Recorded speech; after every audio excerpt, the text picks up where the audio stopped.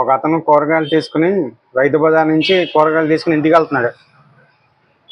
దారిలో మా షాప్ దగ్గర ఆగాడు. మా షాప్ దగ్గర ఆగి నన్ను చూశాడు.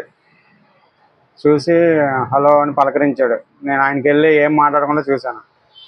ఇక నన్ను అడిగాడు, ఎలా ఉంది బిజినెస్, ఖాళీ కూర్చున్నావు, బిజినెస్ లేదనుకుంటా, అసలు ఏంటి ఇలాగా ఖాళీ కూర్చుంటే ఎలాగా, అసలే కాంపిటీషన్గా ఉంది, కాంపిటీషన్లో బిజినెస్ ఏం వస్తుందిలే, ఇంకా ఇలా ఖాళీ కూర్చోక అని అంటే లెక్చరర్ మొదలుపెట్టాడు.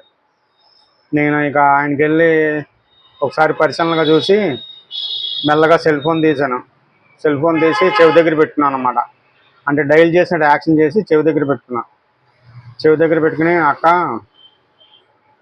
ఏంటి బావగారిని కూరగాయలు పంపించావు, ఆయన కూరగాయలు తీసుకుని వస్తా నా దగ్గర ఆగి ఇక బిజినెస్ గురించి చెప్తున్నాడు, ఖాళీ కూర్చున్నావు ఏంటి అని అడుగుతున్నాడు, కూరగాయలకి ఎప్పుడు పంపించావేంటో, మధ్యలో ఈ సుత్తితోనే సరిపోతుంది ఆయనకి, ఇంకా ఆయన ఎప్పుడు కూరగాయలు తీసుకొస్తాడు, నువ్వు ఎప్పుడు వండుతావు అని అడిగాను. ఇంకంతే అయింది దానికి. అది నిజమే అనుకుని, ఆగబోయా బాబు, నువ్వు భలేవాడివి, ఈ మాత్రానికి ఫోన్ చేసావు అని చెప్పేసి ఆ కూరగాయలు తీసుకుని కంగారుగా ఇంటికి వెళ్ళిపోయాడు. ఏమో ఒక్కోసారి ఎవరన్నా అడుగుతుంటే ఇలాగా నాకు ఇలా తిక్కగా సమాధానం చెప్తూ ఉంటాను. నాకు అదో సరదా ఏం కాదు, కానీ ఆటోమేటిక్గా అలా వచ్చేస్తుంది ఏంటో మరి, అది అర్థం కాదు.